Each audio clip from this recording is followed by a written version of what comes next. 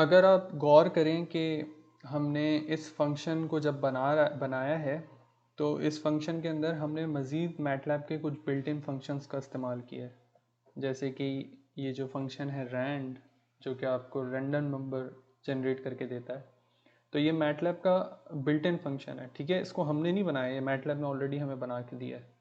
इसी तरह ये जो फंक्शन है सम, ये आपको एडिशन करके देता है। ठीक है, तो ये जो दो फंक्शंस हैं, ये आपने यूज़ किए हैं अपने ही फंक्शन को बनाने के लिए। ये कोई ज़रूरी नहीं है कि आप कोई और फंक्शन यूज़ करें।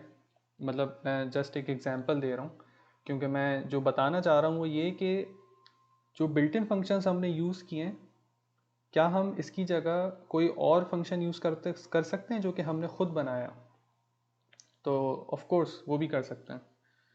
मीन्स कि मैं अपना ही एक ऐसा फंक्शन बनाऊं जिसको मैं अपने एक और फंक्शन को यूज़ करते हुए इसमें इनपुट देना शुरू करूं। किस तरह से कि एग्जाम्पल से समझते हैं।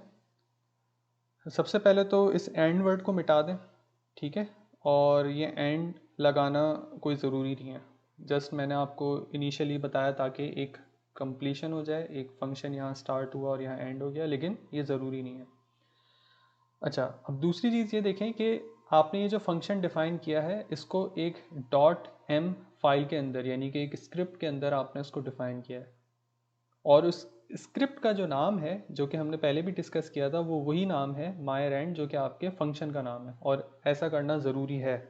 ठीक है, ये आप अपनी मर्ज़ी से चेंज नहीं कर सकते। अगर करते हैं तो कॉम्प्लिकेशन होंगी और सही फंक्शन कॉल नहीं हो पाएगा। तो सबसे बेहतरीन तरीका यही है कि जो आपके स्क्रिप्ट का नाम हो, जो आपके फंक्शन का नाम हो, वही आपके स्क्रिप्ट का नाम हो। ठीक है, अब इसी स्क्रिप्ट के अंदर मैं मज़ीद फंक्शंस को डेवलप करता हूँ। किस तरह से? सबसे पहले तो ये देखते हैं कि हम इस फंक्शन में कर क्या रहे हैं। कि यहाँ पे आपको इनपुट दिया है लो और हाई नंबर्स, और उसकी मदद से आपको एक रैंडम नंबर्स का मैट्रिक्स मिल गया है जिसका साइज़ है 3/4, और आपको सम भी मिल गया है। ठीक है, यानी कि उन नंबर्स को ऐड करके भी आपको एक रिजल्ट मिल गया है।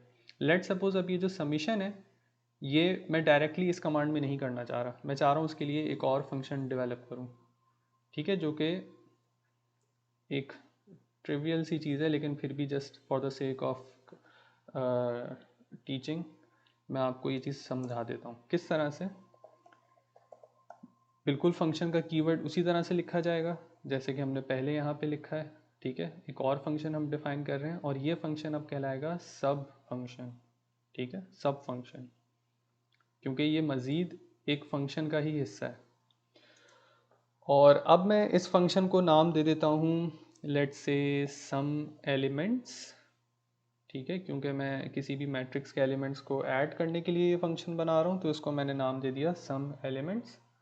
और इस फंक्शन का जो इनपुट होगा वो एक मैट्रिक्स होगा, यानी कि मैं इसको एक ऐसा मैट्रिक्स दे रहा हूँ जिसका वो ऐड करके दे दे। तो फिलहाल इस केस की बात करें तो ये जो मैट्रिक्स ए यहाँ पे बना है, इसको मैं यहाँ इनपुट देना चाह रहा हूँ।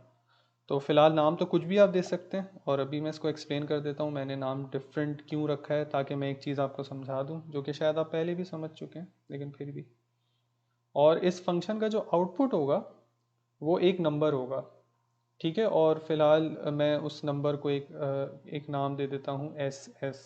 ठीक है, और इक्वल्स टू। तो ये लेआउट आप समझ चुके हैं। ठीक है, पहले सबसे पहले फंक्शन कीवर्ड, उसके बाद आउटपुट, फिर इक्वल्स टू, फिर फंक्शन का नाम, और उसके बाद इनपुट। ठीक है, अब इसके बाद देखिए मैं करना क्या चाह रहा हूँ। मैं चाह रहा हूँ कि जो भी यहाँ पे इनपुट मैट्रिक्स है उसका समीशन हो जाए, और समीशन हम कैसे लेते हैं वो मैंने आपको पहले ही बता दिया है। तो मैं जस्ट थोड़ा सा एक्सटेंड करने के लिए मैं क्या कर रहा हूँ कि ये जो m है इसको मैं सबसे पहले वर्टिकली कंकैटिनेट कर देता हूँ, यानी कि स्टैकअप कर देता हूँ सारे कॉलम्स को एक के ऊपर एक। ठीक है, जो कि मैंने आपको इस जगह पे बताया भी था। ठीक है, ये जिस तरह मैंने यहाँ b लिखा है, और सारे जितने भी ये आपको कॉलम्स नज़र आ रहे हैं वो सारे एक के ऊपर एक स्टैकअप हो गए। ठीक है, तो इस कमांड से मैंने ये काम कर दिया। और अब जब ये एक दूसरे के ऊपर स्टैक अप हो चुके हैं, अब मैं इसको ऐड कर देता हूँ। ठीक है, और ऐड करने का जो फंक्शन है वो होता है सम। ठीक है, और सम किसका करना है मुझे, v का। ठीक है, ये जो v यहाँ पे आपको मिला है, और इससे जो रिजल्ट आएगा यानी जो समीशन आएगा उसको मैं वही नाम दे देता हूँ जो कि मेरे इस फंक्शन का आउटपुट है, यानी कि एस एस। ठीक है, अभी फिलहाल मैं थोड़ा सा इसको कंप्लीट कर देता हूँ फंक्शन को, फिर एक्सप्लेन करता हूँ हो क्या रहा है। यहाँ से जो आउटपुट आया है इसको मैं इधर एक कमांड के तौर पर लिखता हूँ, और वो किस तरह से, यानी कि इसी फंक्शन को जो कि यहाँ पे मैंने बनाया है सम एलिमेंट्स, सॉरी, ठीक है, और इसका जो इनपुट है वो क्या है, यहाँ पे a है, और इससे जो आपका आउटपुट मिलेगा रिजल्ट, वो मैं वही नाम दे देता हूँ जो कि मैं यहाँ आउटपुट पे दे रहा हूँ, यानी कि सम, SUM। तो फिलहाल ये कंप्लीट हो गया। अब ज़रा इसको समझते हैं कि मैंने किया क्या है। ठीक है, देखें, सबसे पहला काम जो कि हमने पहले भी किया है कि एक फंक्शन है आपका माई रैंड, इसमें आपने एक लोअर लिमिट और एक अपर लिमिट आपने प्रोवाइड की, उसके नतीजे में आपके पास ये वाली कमांड, ये जो आपको यहाँ नज़र आ रही है, ये कमांड रन हो गई। ठीक है, और आपको रिजल्ट में क्या मिला, बिल्कुल इस तरह का जैसे यहाँ आपको एक दिख रहा है, एक मैट्रिक्स मिला जो कि जिसका साइज था 3/4, और उसकी जो लिमिट्स आपने डिफाइन की थी, जैसे इस एग्जांपल में देखें आपने लोअर लिमिट 0 और अपर लिमिट 2 डिफाइन की है, तो आपको 0 से 2 के दरमियान रैंडम नंबर्स मिल गए। तो ये सारा काम कहाँ पे हुआ है, इस कमांड में। क्लियर है, इस कमांड से जो भी रिजल्ट निकला वो असाइन हो गया ए को। ठीक है, ये जो आपको वेरिएबल ए दिख रहा है, ये इस तरह का एक मैट्रिक्स है। ठीक है, वो यहाँ से इस कमांड से निकला और ए के ऊपर कॉपी हो गया, असाइन हो गया।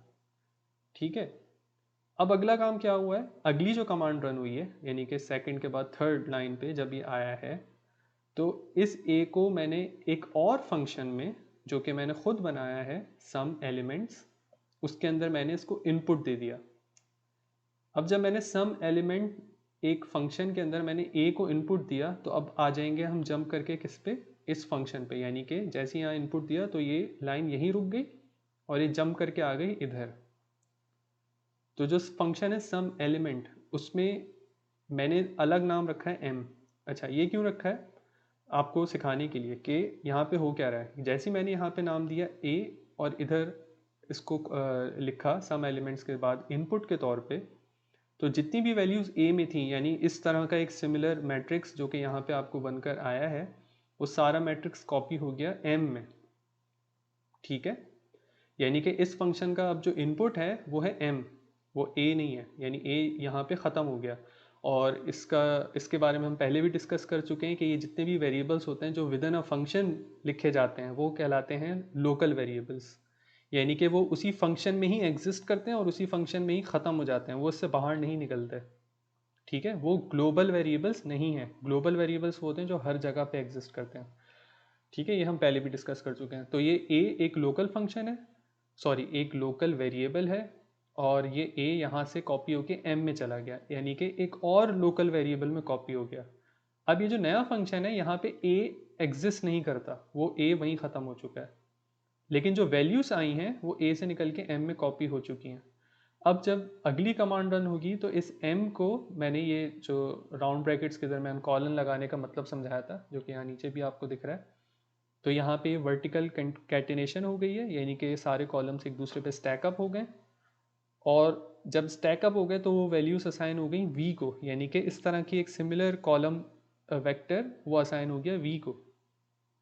और अगली कमांड में क्या हुआ, वो v यहाँ गया, और जितने भी एलिमेंट्स v में थे वो सारे के सारे ऐड अप हो गए इस सम फंक्शन की मदद से, और एक नंबर आ गया, एक सिंगल नंबर आ चुका है। ठीक है, यानी कि वो मैट्रिक्स कॉलम बना इस कमांड में, और इस कॉलम को मैंने ऐड कर दिया सम की मदद से, जो कि एक सिंगल नंबर बन चुका है, और वो सिंगल नंबर अब असाइन हो चुका है एस एस में। और ये जो वैल्यू एस एस की थी वो आउटपुट के तौर पे यहाँ आ गई।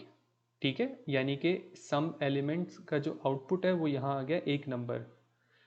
अब ये जो मैंने फंक्शन है सम एलिमेंट, वो कॉल कहाँ किया है, पिछले वाले फंक्शन में। ठीक है, यहाँ पे तो जो भी वैल्यू यहाँ एस एस की आई है वो इस सम एलिमेंट ऑफ ए यहाँ पर आ चुकी है और वो वैल्यू अब असाइन हो गई है इस वेरिएबल sum सम में, और ये वेरिएबल इसके बाद कहाँ चला गया है, यहाँ आउटपुट पे, और ये आउटपुट आपको यहाँ कमांड विंडो में मिल जाएगा।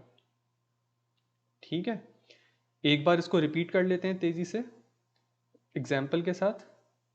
मैं दोबारा से लिखता हूँ, लेट से अब मैं x या s नहीं लिखता, अब मैं कुछ और वेरिएबल यूज़ कर लेता हूँ, लेट से z, और कुछ लिख देते हैं k। ठीक है, दो वेरिएबल्स लिख दिए, यानी कि जो पहला वेरिएबल मैं एक्सपेक्ट कर रहा हूँ वो एक 3/4 का मैट्रिक्स होगा रैंडम नंबर्स का, जिसको मैं लिमिट अभी असाइन करूँगा, और k जो है वो उन नंबर्स का यानी कि उस मैट्रिक्स का सम होगा। और यहाँ पर मैं फंक्शन जो कॉल करूँगा वो करूँगा मैं अपना मेन फंक्शन, ठीक है, जो कि माई रैंड है, माई रैंड, और इसको मैं क्या करूँगा, लोअर लिमिट और अपर लिमिट असाइन कर देता हूँ। तो लोअर लिमिट और अपर लिमिट लेट से मैं असाइन करता हूँ 5,7। ठीक है, और इसको ज़रा चेक कर लेते हैं क्या रिज़ल्ट आता है। ठीक है, अब आपके पास z और k की दो अलग अलग वैल्यूज़ आ गई, यानी कि z जो है वो एक मैट्रिक्स है 3/4 मैट्रिक्स रैंडम नंबर्स का, जिसकी लिमिट क्या है 5 से 7, यानी कोई भी नंबर 5 से छोटा नहीं है और 7 से बड़ा नहीं है। और इन्हीं सारे नंबर्स को ऐड अगर आप करें तो ये वैल्यू आ जाएगी k। अब देखें हुआ क्या, जैसे ही मैंने ये माई रैंड फंक्शन कॉल किया और इसको दो वैल्यूज़ दी 5 और 7 एज एन इनपुट, तो ये लाइन यहाँ आ गई जंप करके माई रैंड, और लो की वैल्यू क्या हो गई अब 5, और हाई की वैल्यू क्या हो गई 7। तो 5 यहाँ आ गया लो और लो इन दो जगह पे, और हाई यानी कि 7 यहाँ आ गया। ये कमांड रन हुई जिसमें एक हमने मैटलैब का built in function rand use किया, इससे जो भी रिजल्ट निकला वो आ गया ए के ऊपर। ठीक है, और ये ए इटसेल्फ एक लोकल वेरिएबल है, ए से वैल्यू निकल कर यहाँ आई, और हमने एक और फंक्शन यूज़ किया सम एलिमेंट, और वैल्यू इसके बाद ये कमांड यहाँ से जंप करके इधर आ गई, और ये जो वैल्यू ए की थी जो कि लोकल वेरिएबल है उसकी वैल्यूज कॉपी हो गई एम में। उसके बाद ये एम कहाँ आया, यहाँ आया, वर्टिकल कंकैटिनेशन हुई यानी कि स्टैकअप हो गए सारे कॉलम्स एक दूसरे पे, वो वैल्यू असाइन हो गई वी पे, वी आया यहाँ पे अगली कमांड में, जितनी भी वैल्यूज़ थी वी में वो ऐड अप हुई और वो वैल्यूज़ असाइन हो गई एस एस में, और ये एस एस वैल्यू अब चली गई यहाँ पे एज एन आउटपुट, इस फंक्शन का आउटपुट एस एस।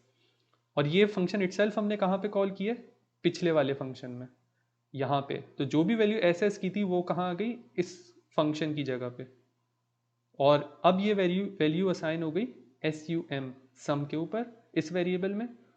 और अब जो दो वेरिएबल्स आपके पास आए हैं ए और एस यू एम सम, ये दोनों वेरिएबल्स यहाँ पे आउटपुट के तौर पे आ गए, और जो भी वैल्यू ए और एस यू एम में थी वो रिस्पेक्टिवली z और k के ऊपर कॉपी हो चुकी है। तो इसलिए अब आपको यहाँ पे z एक मैट्रिक्स 3/4 का मैट्रिक्स दिख रहा है और k एक सिंगल नंबर दिख रहा है जो कि इन्हीं नंबर्स का सम है। तो ये जो फंक्शन हमने अलग से डेवलप किया, ये मैं फिर बता देता हूँ, ये कहलाता है सब फंक्शन, यानी कि एक मेन फंक्शन को हेल्प आउट करने के लिए आपने मज़ीद एक और फंक्शन बनाया। फ़िलहाल यहाँ पे आपको ऐसा लग रहा होगा मैंने मज़ीद इतना काम क्यों किया जो कि ज़रूरत नहीं थी, लेकिन सिर्फ समझाने के लिए मैंने आपको किया। तो कभी कभी ऐसा हो सकता है कि आपका जो फंक्शन इटसेल्फ है, जो मेन फंक्शन है, वो इटसेल्फ इतना बड़ा है, इतना बड़ा है, इतनी सारी लाइन्स हैं, थाउजेंड्स ऑफ लाइन्स बन गई हैं, जो कि असली में ऐसा होता है। आपने उसको कट डाउन करने के लिए आपने मज़ीद छोटे छोटे छोटे छोटे फंक्शंस बना दिए, ताकि कोई भी एरर होता है तो आपको अपने मेन फंक्शन को चेंज ना करना पड़े, बल्कि उस एरर को उसी सब फंक्शन में ही आप चेंज कर दें, यानी फिक्स कर दें। ठीक है, एक चीज़ यहाँ पे जो ख्याल रखना है वो ये कि जब कभी आप कमांड विंडो से फंक्शन को कॉल करते हैं तो कभी भी आप इस सब फंक्शन को कॉल नहीं कर सकते। आप हमेशा जब भी कॉल करेंगे, जैसे कि यहाँ पे मैंने कॉल किया माई रैंड, वो हमेशा आपका जो सबसे पहले टॉप पे जो फंक्शन लिखा होगा जो कि मेन फंक्शन है, आप उसी को ही कॉल कर सकते हैं। हाँ, लेकिन जो सब फंक्शंस हैं उनको आप मेन फंक्शंस में कॉल कर सकते हैं, उसको आप कमांड विंडो में या फिर इस कमांड विंडो के अलावा किसी मजीद नए स्क्रिप्ट के अंदर कॉल नहीं कर सकते। तो ये चीज़ आपको याद रखनी होगी। ठीक है।